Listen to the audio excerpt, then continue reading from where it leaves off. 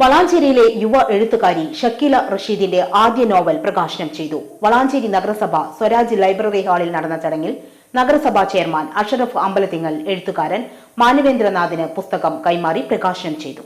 നഗരസഭാ വിദ്യാഭ്യാസ standing committee chairman Mujeeb Balasi അധ്യക്ഷനായിരുന്നു. മുൻ ജില്ലാ പഞ്ചായത്ത് മെമ്പർ KM അബ്ദുൽ ഗഫൂർ മുഖ്യപ്രഭാഷണം നടത്തി.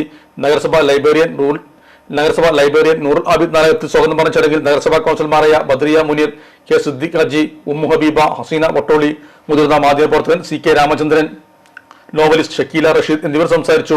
കുളമംഗലം ബാവപ്പടി സ്വദേശി കാരാപ്പറമ്പിൽ റഷീദിന്റെ ഭാര്യയാണ് ഷക്കീല.